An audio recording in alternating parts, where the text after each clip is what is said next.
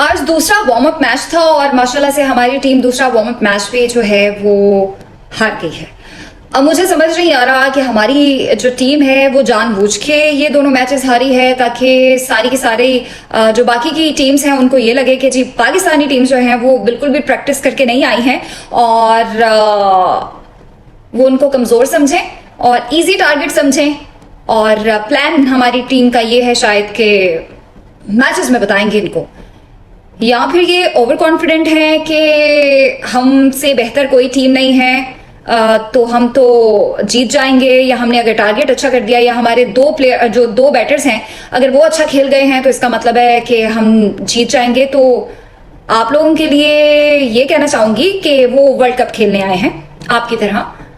तो वो भी उतनी ही तैयारी करके आए हैं जितनी आपकी, और वो भी जीतने के लिए ही आए हैं। पता नहीं शाहीन क्या सोच रहे हैं इस टाइम।